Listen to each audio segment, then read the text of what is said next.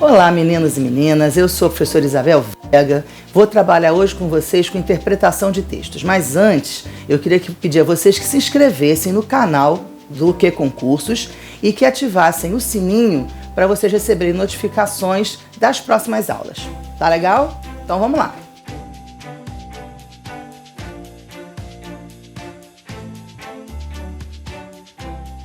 Bom, como combinado, então, vamos para essa parte de interpretação de textos, tá?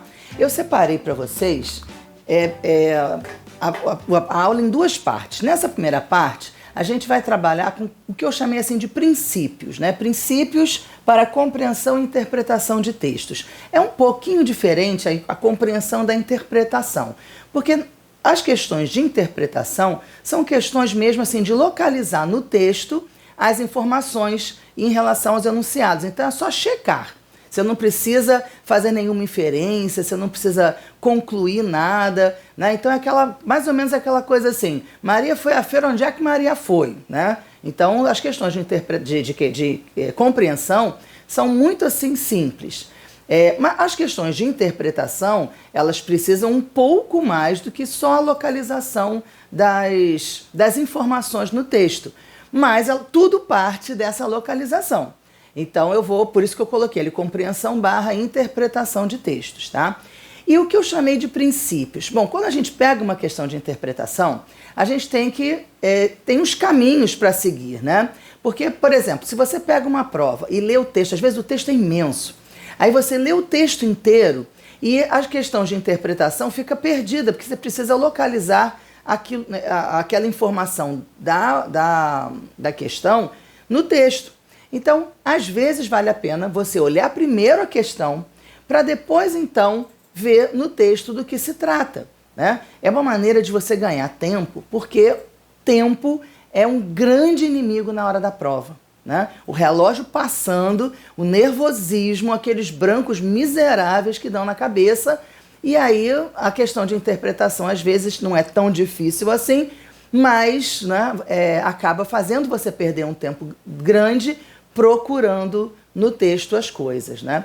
Então, primeira coisa que você vai fazer quando pegar as questões de interpretação, que normalmente são as primeiras depois do texto, né? Então, número 1, número 2, enfim, né? As primeiras questões são normalmente as de interpretação ou as de compreensão. Então, você vai primeiro fazer isso aqui, ó, procurar no texto as expressões que constam do item e checar o sentido dessa afirmação, desse item, se negação ou se afirmação. Por quê? Porque a banca, ela joga com aquilo assim, é correto afirmar que, ou então é incorreto afirmar que, ou então marque a alternativa que não corresponde, ou então marque a alternativa que é diferente das demais, né? Então, as bancas vão mudando a maneira de perguntar. E aí, muitas vezes, a prova tem, sei lá, 10 questões de português, 8 são, marque a correta, correta, correta, correta, você sempre trabalha no positivo. Aí, de repente, vem uma que é a incorreta. Ora, o seu cérebro está trabalhando na correta, correta, correta. Então, se você não marcar incorreta, não sublinhar, não fizer uma bolota lá no meio, né, envolvendo a palavra incorreta ou não, ou que não se aplica, não se adequa, enfim, alguma coisa assim que mostre o contrário, o cérebro não vai registrar, tá? Então, primeira coisa é você ver quais são as informações e checar se você tem que procurar o que é sim, o que é correto, o que é adequado, e o que é não, o que é incorreto, que não se aplica, tá? Além disso, procurar as expressões. Então, você tem lá, sei lá, totalidade dos votos. Você vai checar lá, onde é que está a totalidade dos votos? Pronto, tá ali, você lê aquele trecho, tá? É uma maneira de ganhar tempo. Quando o texto é curto, nem vale a pena, mas vale você ler o texto inteiro. Mas às vezes o negócio é tão grande, o texto é tão grande, né, ocupa metade da página, então mais vale você ganhar tempo primeiro vendo qual é a questão, para depois procurar no texto o que está sendo dito, tá? Claro que tem questões que não tem jeito, às vezes a questão envolve o texto inteiro e você vai ter que ler o texto inteiro, mas você vai ganhar tempo se primeiro olhar a questão para depois ler o texto, tá? É uma dica boa. Então, a primeira coisa é isso, procurar as expressões e ver se é correto ou incorreto para o cérebro se organizar, na hora da procura, tá? Segunda coisa, verificar se as informações que constam da assertiva conferem com as do texto. Porque às vezes a assertiva, né, o item, está dizendo assim, sei lá, o pai cuida do filho na escola, né? E aí, de repente, a afirmativa diz que o filho está na escola e o pai vai cuidar dele. E aí você não sabe se vai cuidar dele na escola, se não vai. Então, às vezes a banca trabalha com as mesmas palavras, mas mudando as relações. O que era o agente passa a ser o paciente, o que era o núcleo passa a ser um adjunto adnominal, o que era um núcleo passa a ser uma circunstância. Então, a gente tem que ver se tudo se mantém. Tá? Eu sei que vocês estão dizendo assim, não estou entendendo nada do que a Isabel está dizendo, ela está doida. Mas eu vou dar uns exemplos para vocês vão ver que tudo vai fazer sentido, tá bom? Então, o que a gente tem que prestar atenção? Nas relações de agente, ação e paciente, né? Então, o agente da ação tem que continuar sendo o agente, o paciente tem que continuar sendo o paciente, porque se houve mudança nessa relação, houve mudança do sentido original. E muitas vezes o que a banca quer é justamente que o candidato perceba se houve mudança do sentido original ou não, né? Então, assim, mudou, essas relações mudaram, mudou o sentido, tá bom? Relações de restrição e generalização. Então, se tem uma determinada palavra que está funcionando como um adjunto adnominal, e aí esse adjunto adnominal tem a função de restringir o núcleo, de repente, numa questão de reescrita, por exemplo, ou mesmo na assertiva da interpretação, esse termo deixa de ser um adjunto adnominal para ser um predicativo que generaliza. Mas os dois são adjetivos, mas muda completamente. Mudou a função sintática, mudou o sentido original também. Tá? Então, assim, essa nossa aula é uma aula de interpretação. Mas se você não tem muita firmeza a respeito do que eu disse, se é adjunto adnominal, se é predicativo, gente, está tudo lá no site, tá? Se você não tem domínio ainda sobre essa nomenclatura, depois eu ensino para vocês, é só ir lá no site, tá? O que mais? Relações de causa e consequência, porque é importante... Qual é a ação que vem primeiro, né? Porque a causa é uma ação que vem primeiro, que gera uma consequência. Então, muitas vezes, a banca troca isso de lugar. O que era consequência posto como causa. E aí, se mudou a ordem, fica até incoerente, né? Então, isso a gente tem que observar também. E as questões de referenciação, que palavra se refere a que palavra, né? Enfim, tem uma porção de outras relações que vão aparecer aí, tá? E a outra coisa que eu separei para vocês é vocabulário, porque aqui, gente, não tem jeito. Tem questões de vocabulário que ou você sabe ou você não sabe, né? Então, pergunta uma palavra que você nunca escutou falar, às vezes você vai tentar, pelo contexto, entender, e exatamente a banca usa esse contexto para te enganar, né? Então, se você tem a possibilidade de deixar em branco, porque tem questões de certo e errado, né, ou de verdadeiro e falso, que você pode deixar em branco, né? Aquelas questões que os itens são únicos, né? Você pode deixar em branco, mas vale você deixar em branco mesmo e não perder nada. Mas tem outras questões que são de múltipla escolha. Aí você tem que, né, eliminar alguma coisa que pelo contexto você possa eliminar, e isso muitas vezes acontece mesmo, e, enfim, tem que chutar, tem horas que você vai ter que chutar. Então, assim, vocabulário não tem como estudar, gente. Porque, assim, o que você vai fazer? Vou estudar vocabulário. Alguns vocabulários você tem como estudar, né? Você não vai decorar dicionário, obviamente, ninguém vai decorar dicionário. Então, tem coisas que você não vai saber, mas os seus concorrentes também não vão saber, né? E isso é bom porque iguala todo mundo. Um ou outro é que vai ter um vocabulário talvez mais refinado, né? Mas a maioria não vai ter, não. Vai saber aquilo que você sabe. Porque você é uma pessoa que, óbvio, está estudando, né, e está adquirindo esse vocabulário, né? Agora, tem outro vocabulário, tem um conjunto, né, de vocabulário que diz respeito a português em especial, né? Que é o vocabulário relativo às conjunções. Então, esse vocabulário você vai ter que sentar e estudar. Porque o seu concorrente, esse com certeza, esse conteúdo ele vai saber. Então você tem que saber também, né? Então, valor das conjunções é um desses conteúdos que envolve vocabulário e que você pode dominar. É vocabulário relativo à coesão, né? Então, se é referenciação, se é substituição, enfim. Figuras de linguagem, você tem condição também de dominar, né? Então, isso tudo eu vou mostrar para vocês nessa aula agora e depois na parte 2, né? Mas vocabulário eu já começo com essa... Nessa aula aqui eu já começo com vocabulário em relação ao valor das conjunções, tá? Vocês vão ver como é que vocês ganham tempo com isso daí, tá bom? Então agora eu quero mostrar para vocês umas questões para a gente colocar toda essa... Quer dizer, toda a teoria, parece que tem, né, quilômetros de teoria. Para a gente colocar esses princípios norteadores aqui em prática, tá? Para vocês não acharem que eu estou falando no vazio. Então olhem só. Tem um item aqui que é o seguinte. Segundo a pesquisa mencionada no texto, 11%... Isso porque eu estou começando a ler o item como eu falei com vocês, tá? Então, é um texto. Esse texto começa aqui, essa questão, né? A primeira questão de interpretação a seguir do texto, que eu acho que é o texto 2, dessa prova. E aí, o que eu estou dizendo para você, primeiro ler o texto, a assertiva, né? O item, e depois procurar no texto, tá? Porque é um texto comprido. Então, olha só. Segundo a pesquisa mencionada no texto, 11% dos homens que cometem violência doméstica no Brasil justificam seu ato por ser a Lei Maria da Penha insuficiente para impedi-los da agressão.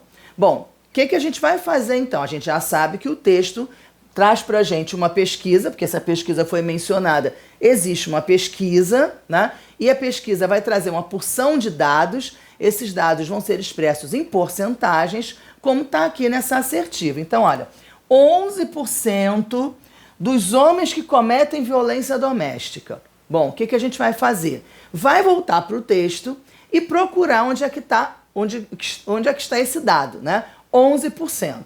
Então a gente vai lá, vai lendo, né, no texto, aí chega aqui, ó, 11%. Onde é que começa essa frase? A frase começa aqui no inclusive. Ora, inclusive é uma palavra que traz uma adição. Então vamos procurar um pouquinho antes. Aqui, ó. A diminuição do número de mulheres agredidas entre 2001 e 2010, ainda que pequena, pode ser atribuída em parte à Lei Maria da Penha, que proporcionou uma crescente consciência do problema. Inclusive, entre os pesquisados, 85% dizem conhecer a lei e 80% aprovam a nova legislação. Mesmo entre os 11% que a criticam, a principal ressalva é o fato de que a lei é insuficiente. Então, reparem que, ó, olha a relação de restrição, como a gente colocou ali também, né? 11% que a criticam, tá? Essa é a relação de restrição. Então, de todos os pesquisados, né, 11% dos pesquisados criticam a lei, porque a lei é insuficiente. O que está dizendo aqui? A relação de restrição aqui é 11% dos homens que cometem violência doméstica. Repararam que a relação de restrição está errada, né? A relação de restrição está equivocada. No texto, os 11% se referem aos 11% das pessoas, dos entrevistados, que criticam a lei. Na assertiva, a porcentagem está relacionada aos homens que cometem violência doméstica, ou seja, essa relação aqui dos 11% é uma relação que está equivocada. E então a gente pode com tranquilidade dizer que esse item aqui está errado, tá? Então é só a gente, reparem que eu não precisei ler o texto inteiro, né? Depois que você começar a praticar isso, porque tem muitas questões de interpretação no site para você praticar, depois que você começar a praticar, você vai ver que você não precisa nem separar esse trecho todo que eu separei. Você vai direto nos 11% e vai fazer isso daqui, ó. 11% criticam, 11% cometem violência. Tá errada, a relação tá errada, o item, a afirmação tá errada. Então, olha como você ganha tempo fazendo isso, né? É muito mais rápido. Agora, está começando, né, a trabalhar com a interpretação, ou está focando mais nesse assunto interpretação, você vai, né, procurar um pouquinho, o texto um pouquinho mais, vai fazer o recorte anterior aos 11%, aqui, né, no caso aos 11%. Mas depois você vai ver que o seu olhar vai estar assim, guiado para aquela relação. Você vai treinar o seu olhar para pescar essas relações, tá? E aí vai ficar muito mais fácil, você vai ganhar tempo para depois trabalhar melhor os conteúdos que precisam de raciocínio, tá? Porque aqui, reparem, não é nem um raciocínio, né? Na verdade, é checar informações. 11% criticam, é diferente de 11% cometem violência, né? Suficiente para dizer que o item está errado, tá bom? Outro exemplo que eu trouxe aqui para vocês, e aí eu vou precisar apagar essa bagunça aqui para fazer outra bagunça. Pronto. Outro exemplo que eu trouxe aqui para vocês é esse, olha. Depreende-se do texto, ó, esse aqui é o item 1, né? Depreende-se do texto que os litígios são provas diferentes, tá? Eu peguei provas diferentes. Depreende-se do texto que os litígios estruturais resultam, entre outros fatores, da luta pela implementação de direitos. Bom, às vezes até você tem a impressão de que a afirmativa é verdadeira, mas a banca não quer saber de impressão. Exatamente, ela vai fazer uma proposta de afirmação que parece muito coerente, né? Mas a pegadinha está exatamente aí, porque as relações são diferentes. Então, o que a gente tem que fazer? Ó, litígios estruturais. Vamos procurar litígios estruturais no texto, né? Então, já tem aqui, ó. Nunca os litígios estruturais... Pronto, tá aqui. Litígios estruturais, tá? Depois, resultam, entre outros fatores, da luta pela implementação de direitos. Então, onde é que está? Luta pela implementação dos direitos. Está aqui, ó. Luta pela implementação. Aí agora a gente tem que ver a relação que existe entre essas duas partes, né? Porque está dizendo que os litígios são o resultado, quer dizer, são a consequência da luta pela implementação de direitos. Vamos lá ver. Nunca os litígios estruturais estiveram tão em voga no Brasil. Então, o que está sendo dito aqui, com esse tão em voga, é dizer que eles estão tendo muita visibilidade, tá? Então, não está falando de causa e consequência, não. Está dizendo que, em relação à visibilidade, os litígios estruturais estão em voga, ou seja, estão tendo muita visibilidade. Uma confluência de fatores contribui para tanto. Então, os fatores contribuem para os litígios? Não. Os fatores contribuem para a visibilidade, para que esses litígios estejam em voga. Então, já reparem que o negócio já começou a ficar diferente, né? Não existe aqui uma relação de causa e consequência entre os fatores e os litígios. Existe uma relação de causa e consequência entre os fatores e o aumento da visibilidade desses litígios, tá? Então, a relação de causa e consequência já é uma relação diferente no texto do que aquela relação que é apresentada na assertiva, o que já é suficiente para você marcar errado, tá? Mas tem mais um detalhe, olha só. Uma confluência de fatores, então, contribui para tanto, quer dizer, contribui para que esses litígios estejam em voga. Entre eles quem? Os fatores? Entre os fatores, é possível mencionar o avanço na conscientização da luta pela implementação dos direitos. Ou seja, tem mais uma relação errada aqui. Primeiro, não tem a relação de causa e consequência entre os fatores e os litígios, porque a relação de causa e consequência é entre os fatores e o fato de desses litígios estarem em voga, estarem com muita visibilidade. E agora tem uma outra questão que é um núcleo, olha só. O núcleo que a gente tem aqui é conscientização, repara. É possível mencionar o avanço na conscientização da luta. Não é o avanço da luta, é a conscientização da luta. Reparem que o núcleo dessa expressão toda, que é o avanço, né? Mencionar o quê? O avanço. O avanço de quê? O avanço na conscientização. Então, na conscientização é o complemento nominal desse avançar. E aí tem a luta, a conscientização da luta pela implementação de direitos. Então, a relação que existe aqui, um dos fatores que contribuem para os litígios estarem em voga não é a luta, e sim a conscientização a respeito dessa luta pela implementação dos direitos. Então, o que a banca faz? Ela pega aqui, ó, litígios estruturais, pega aqui luta pela implementação de direitos, junta uma coisa com a outra e faz uma relação de causa e consequência, né? Então, depreende-se do texto que os litígios estruturais resultam, entre outros fatores, da luta pela implementação. Se você não para e vê essas relações que estão dentro do texto entre os litígios e a luta pela implementação de direitos, você vai dizer que isso aqui está certo e não está. Exatamente, né? Está errado isso daqui, porque as relações são outras. Tem duas relações erradas aí, tá? Então, a relação, o fator que contribui para os litígios estarem em voga, e esse fator é o avanço na conscientização da luta, e não na luta propriamente dita, tá? E aí, gente, se você vê isso daqui na pressa, você vai dizer, ah, não, esse item 1 tem toda uma aparência de verdade, né? Porque pode ser, né? Os litígios resultam dessa luta pela implementação, tudo bem, mas não é o que o texto está dizendo. Então, mesmo que o item tenha uma aparência de verdade, você não vai colocar certo e errado por conta da aparência, né? Você tem que pensar exatamente quais são as relações entre as palavras, porque essas relações é que produzem o sentido que o autor quer dar ao texto. Tá legal? Vamos ver outra coisa agora. Eu disse para vocês de vocabulário, né? Então, olha só. A gente tem um item que é assim. A palavra disseminada tem o mesmo sentido de aceita.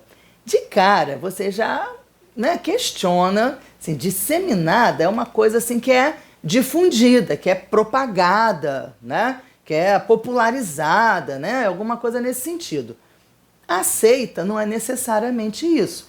Mas é claro que existe um subentendido que se alguma coisa é disseminada, né, é porque as pessoas aceitam. Porque senão uma ideia é disseminada, uma ideia é propagada, porque vai fazendo sentido, as pessoas aceitam aquela ideia, né? E aí vão repetindo e aquilo vai aumentando, né? Então existe um subentendido, mas embora exista uma relação entre o ser aceita, uma ideia ser aceita e aí ela ser disseminada, embora exista uma relação entre os dois, a relação que tem que ser colocada aqui é o mesmo sentido, ou seja, é sinônimo.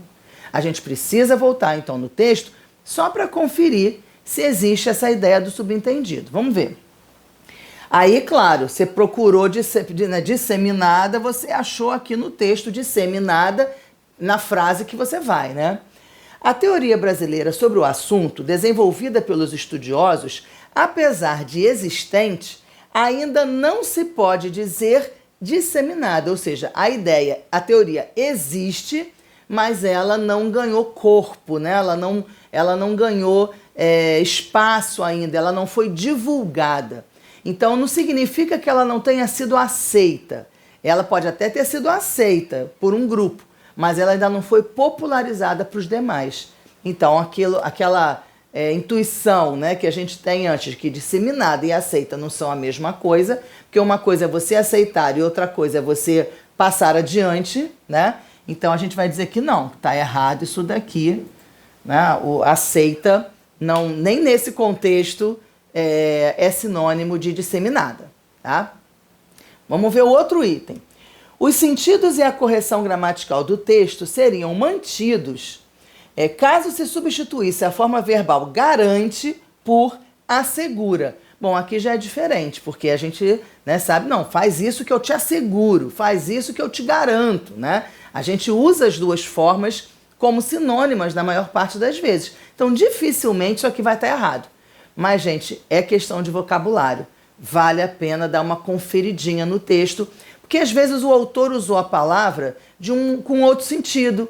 Às vezes ele usou de maneira irônica e aí ele quer tá dizendo uma coisa, mas na verdade quer dizer o contrário, né? Então a gente precisa verificar esse vocabulário no texto. Como é que o autor usa essa palavra no texto. Então é só procurar onde é que está a palavra garante, né? E aí tá nessa frase aqui, ó, ela que garante, pronto, e aí a gente vê se é isso. A jurisdição constitucional na contemporaneidade apresenta-se como uma consequência praticamente natural do Estado de Direito. A gente já percebe que o texto não é um texto literário, não é um texto que tem ironia, né? Não é um texto que vai jogar com o sentido das palavras, não vai usar figuras de linguagem. Então, a gente fica mais convencido de que aqui garantir e assegurar são sinônimos mesmo, né? E aí fecha, é ela que garante, quer dizer, a jurisdição constitucional é que garante que a Constituição ganhará efetividade. Então, a jurisdição constitucional garante, assegura que a Constituição ganhará efetividade e pronto, tá certo esse item e mantém o sentido. Tá legal? Mais uma que eu trouxe aqui para vocês, uma outra questão que eu trouxe é em relação ao valor das conjunções, porque foi o que eu disse para vocês no começo da aula. Tem determinados conhecimentos, tem determinadas palavras, né? Tem determinados sentidos que não adianta. Ou você conhece aquela palavra, né? Já leu algum texto e aí ficou na dúvida, porque estudar vocabulário é assim que faz. Você está estudando alguma coisa, você viu uma palavra que você não conhece, você tem que buscar no dicionário, você tem que saber qual é esse sentido. E se você tem memória visual, basta você procurar, né, num dicionário online ou de papel, enfim, você viu aquilo ali, você já vai gravar o sentido. Agora, se você é como eu preciso escrever. Aí, por exemplo, sei lá, incúria. Aí você vai lá, o que de acho é incúria? Aí você, né, chegou no dicionário, a incúria é descuido, né, desleixo. Aí você escreve. Eu faço isso, né? Incúria, desleixo. Aí, quando eu escrevo, pronto, eu não esqueço mais.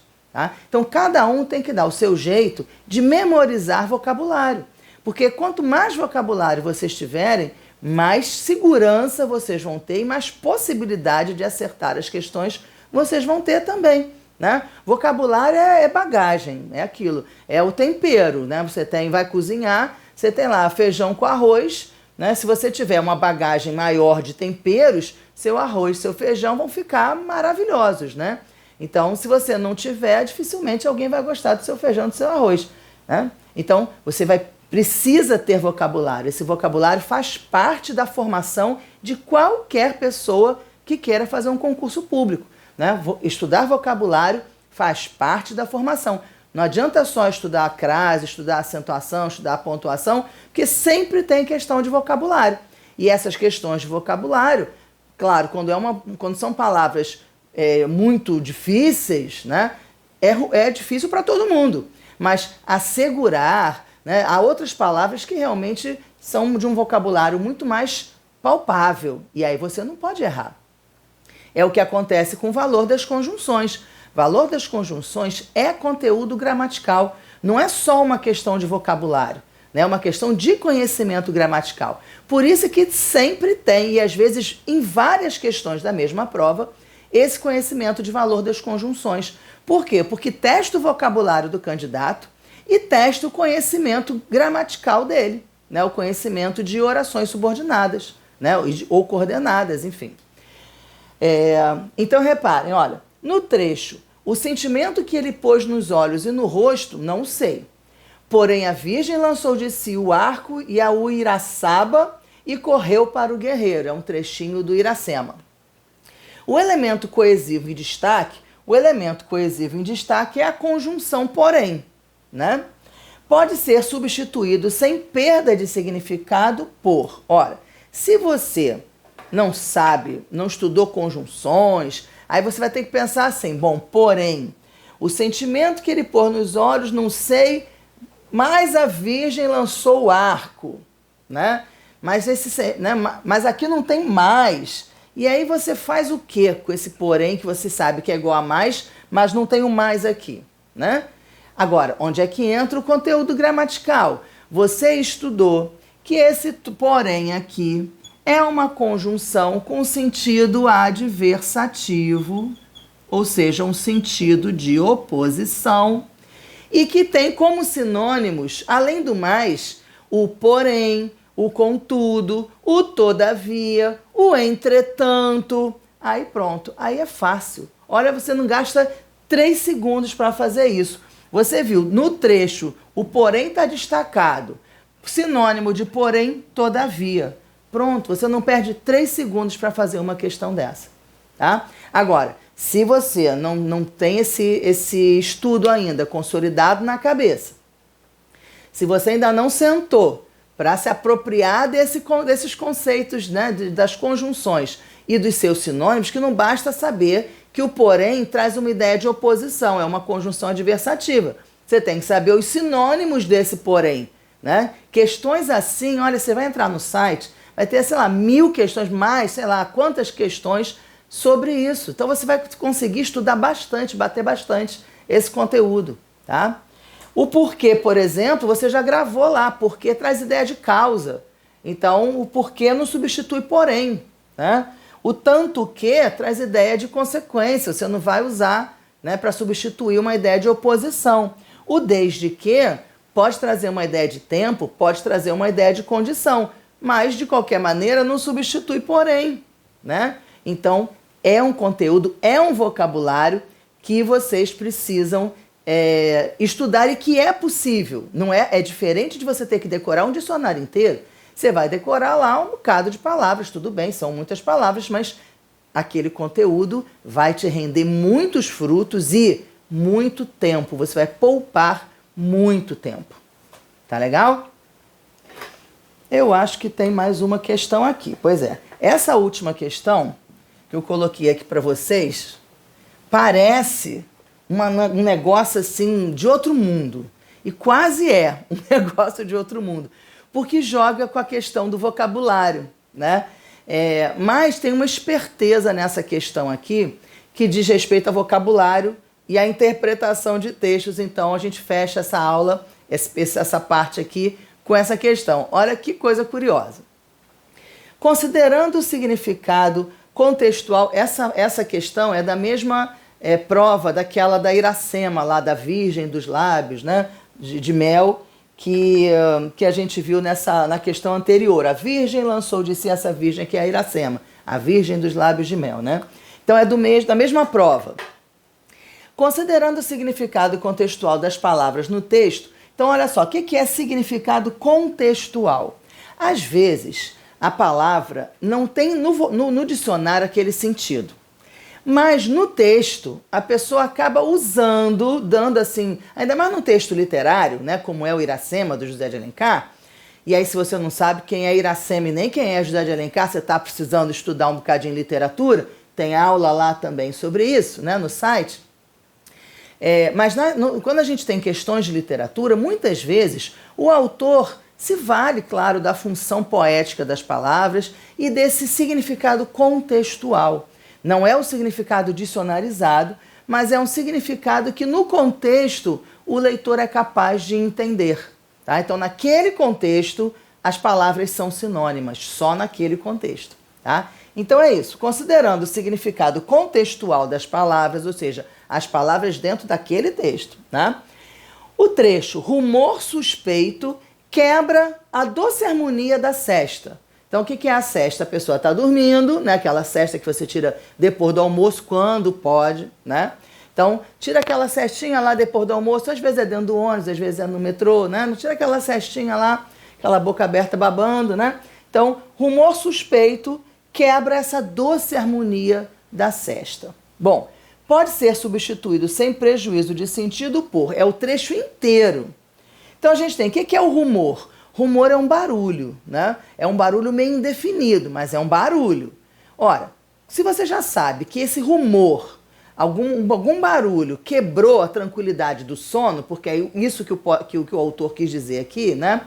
Você já elimina sossego, né? Já elimina a letra C, porque sossego não é rumor. Então, rumor é um barulho. Então, pode ser um ruído, pode ser um barulho. Zumbo, você não sabe o que é zumbo. Pois é, eu também não sabia, fui procurar no dicionário. Zumbo é a mesma coisa que ruído. Mas você fazendo uma prova, não vai saber. Então, essa letra B aqui, você tem que meio que deixar de sobreaviso para ver se, né, você consegue eliminar em outro momento. Aí, olha só, um rumor suspeito.